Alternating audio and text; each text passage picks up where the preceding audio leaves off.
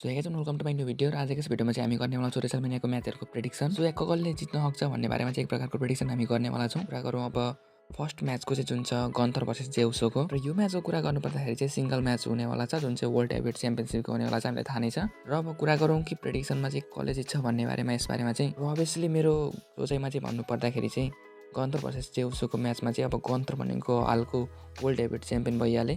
त्यसै गरी जेउसो भनेको चाहिँ 2024 होइन 2025को चाहिँ रोयल रम्बलको विनर है त। र अब जसले पनि रोयल रम्बल जितेर आएको हुन्छ त्यसले पक्कै पनि त्यो टाइटल जित्छ नै भन्ने अहिलेसम्मको डब्ल्युडब्ल्यूको हिस्ट्रीलाई हेर्दाखेरि चाहिँ जितेकै जस्तो देखिन्छ। र जेउसोको जुन प्रकारको अहिले हाइप रहेको छ है त्यो देख्दा चाहिँ यस डेफिनेटली पनि जेउसो नै जित्छ जस्तो लाग्छ।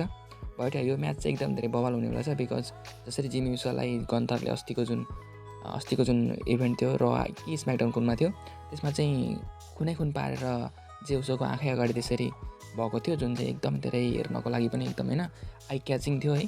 सो त्यसको लागि चाहिँ एकदमै यो म्याच चाहिँ एकदम धेरै होइन एकदमै यो पारिवारिक टाइपको पनि हुनेवाला छ। सो सुपर एक्साइटेड यो म्याचको लागि र लेट्स सी कि कसले जित्छ भनेर। तर मेरो प्रेडिक्सन अनुसार चाहिँ यसमा चाहिँ जेउसोले जित्छ होला। र यस अब अर्को म्याचको कुरा गरौँ जुन चाहिँ the War Raiders versus the New डेको हुनेवाला छ जुन चाहिँ tag team match for world tag team championship है त। जसमा चाहिँ अब एरिक रायवार छन् र अर्कोमा चाहिँ भनेको कफी किस्टन र जेभियर वुड्सको भन्नेवाला छ जुनमा चाहिँ अब पिकअप गर्नुपर्दाखेरि चाहिँ वार रेडर्स च्याम्पियन भइहाल्यो है त। र अब यो म्याच भनेको अब रेसलमेनिया हुनेवाला छ जसमा चाहिँ अब च्याम्पियनसिपको अदला बदली हुन्छ जस्तो लाग्दैछ मलाई। किन द न्यू डेले जित्छ होला जस्तो लागिरहेछ बिकज न्यू डे अहिले हिल टर्नमा छ।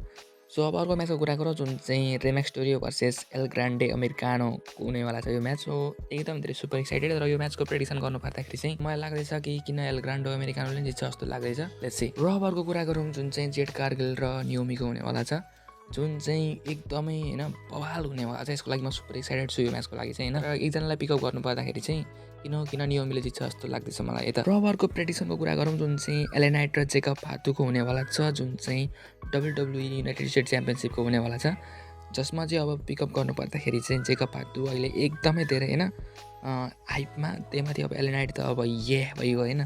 सो यसमा चाहिँ पिकअप गर्नुपर्दाखेरि चाहिँ किन अब एले नाइट भनेको दुईचोटि भन्दा पनि 2-3 चोटि भइसक्यो युनाइटेड च्याम्पियन होइन।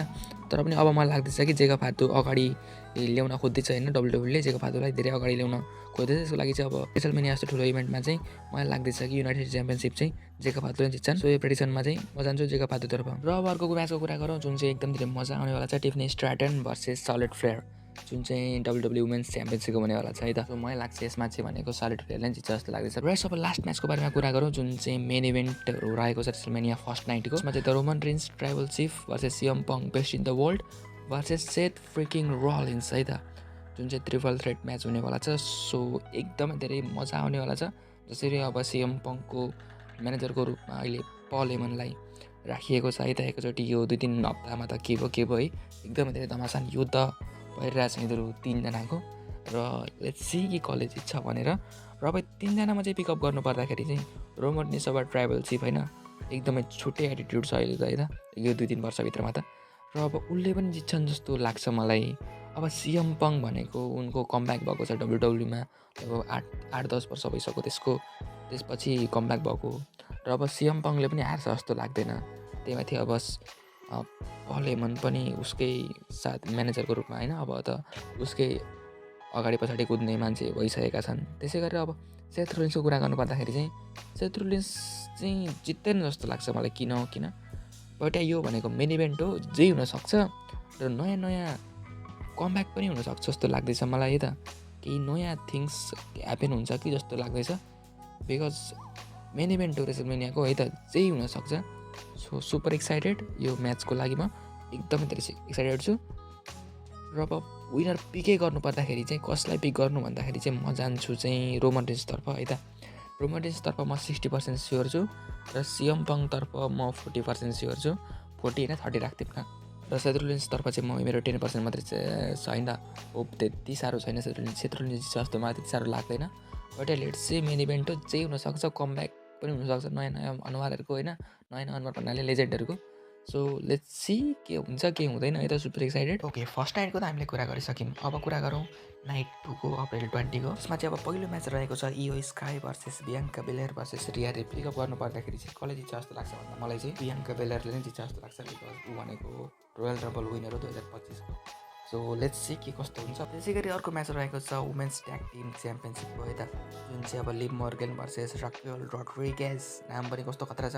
त्यसै गरेर अर्को भनेको बेली र लाइरा बेल्केरी है त। पिकअप गर्नु पर्दाखेरि चाहिँ म लिभ मोर्गन र राक्वेल रोड्रिगेजलाई नै पिकअप गर्छु। र कुरा गरौँ अब अर्को म्याचको बारेमा जुन चाहिँ एज स्टाइल भर्सेस लोगन पलको हुनेवाला छ सिङ्गल म्याच, जुन चाहिँ एकदमै धेरै हाई फ्लाइङ म्याच हुन्छ जस्तो लाग्दैछ मलाई होइन। किनकि यिनीहरू दुईटामा प्रेडिक्सन गर्नुपर्दाखेरि चाहिँ मलाई किन लाग्दैछ लोगन पलले पनि जित्छ जस्तो लाग्दैछ है त।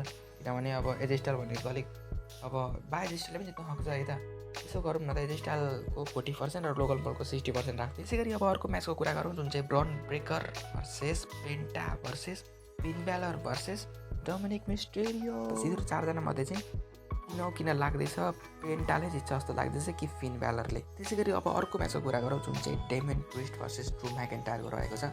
उनीहरूको बिच चाहिँ सिन सिटी स्ट्रिट फाइट हुनेवाला छ, जुन चाहिँ एकदम धेरै मजादार हुनेवाला छ। र यिनीहरू दुईटा मात्रै पिकअप गर्नु पर्दाखेरि चाहिँ कसले जित्छ भन्दाखेरि चाहिँ मलाई लाग्दैछ कि डेमन प्रिस्टले जित्छ जस्तो लाग्दैछ। त्यसले चाहिँ के हुन्छ। त्यसै गरेर अब अर्को म्याचको कुरा गरौँ जुन चाहिँ Cody Rhodes versus John Cena, one of the biggest match of the WWE history है त। म त सुपर एक्साइटेड छु यो म्याचको लागि। जसरी जोन सिनाको हिल टर्न भएको छ है, के सोचेको थियो के भएको छ इलिमेन्ट चेम्बरमा। जसरी जोन सिनाको हिल टर्न भएको छ रकले देखाएको त्यो साइन अनुसार जोन सिनाको अनुहार जुन 1 सेकेन्डमा परिवर्तन भएर कडी रोजलाई चाहिँ जसरी मेन पार्टमा खुट्टाले हानिदिएको छ नि, बाबा रे त्यतिखेर क्राउडको रियाक्सन म त एकछिन त पागल भएको थिएँ। झन्डै 11 बजीतिर रातिको 11 बजीतिर हो त्यो म्याच हेरेको थिएँ मैले। राति सुत्दाखेरि 1 बजेको थियो। जसरी त्यो हिल टर्न भयो जोन सिना, त्यो देखेर साह्रै नराम्रो लागेर मलाई 2-3 घन्टा त निन्द्रै लागेन। सो यो म्याचको लागि चाहिँ म सुपर एक्साइटेड छु WWE अनडिस्प्युटेड च्याम्पियनसिपको लागि है त। सो हेरौँ कसले जित्छ भनेर अब प्रेडिक्सन गर्नु नै पर्दाखेरि चाहिँ किन जोन सिनाले पनि जित्छ जस्तो लाग्छ, कडी रोजले पनि जित्छ जस्तो लाग्छ।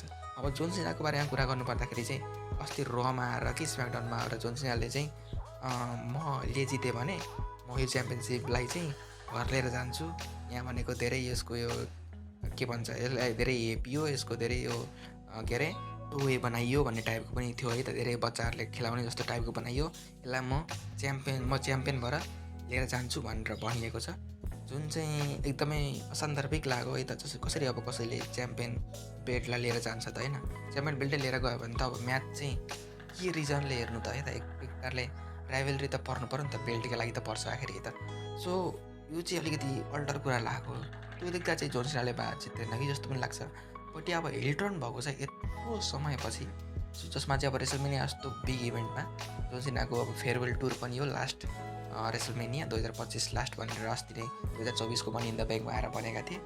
सो त्यो देख्दाखेरि चाहिँ किन जोन सिनाले जित्छ जस्तो पनि लाग्छ, एक प्रकारले जित्दैन जस्तो पनि लाग्छ।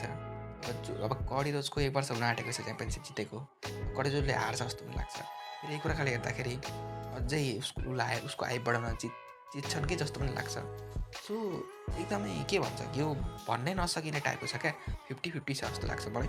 म चाहिँ अब किन जोन सिना जित्छ जस्तो लाग्छ, उसले जित्छ जस्तो पनि लाग्छ। म चाहिँ यसमा 50-50 छु।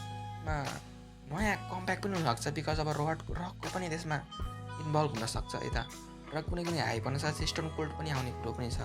सो के हो केही बुझ्नै सकिनँ। रेसलमेनियाको मेन इभेन्ट है त, रेसलमेनिया 41 2025 को मेन इभेन्ट नाइट 2 को। So super excited.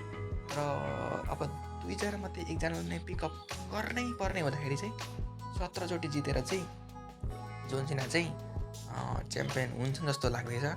र लेट्स सी कि अब के हुने हो है त। सो मैले प्रेडिक्सन गरिसकेँ गाइस। आई होप हजुरलाई अलिअलि सुन्दाखेरि केही मजा आयो होला भन्ने आशा गरेछु। भिडियो अन्तिम समयमा थ्याङ्क यू सो मच भन्दै भिडियो अहिलेसम्म लाइक गर्नु होला, च्यानलमा सब्सक्राइब गर्नु होला भन्दै यस्तै प्रेडिक्सन भिडियो चाहिन्छ भने कमेन्ट गर्न नबिर्सिनु होला। म यस्तै मेन इभेन्टको समयको प्रेडिक्सन भिडियोहरू लिएर आउने कोसिस गर्नेछु यदि हजुरलाई मन पर्यो भने है त। सो या लेट्स सी कि हजुरको कमेन्ट आउँछ आउँदैन, म त्यही अनुसार रिस्पोन्स गर्नेछु। So yeah thank you so much watching.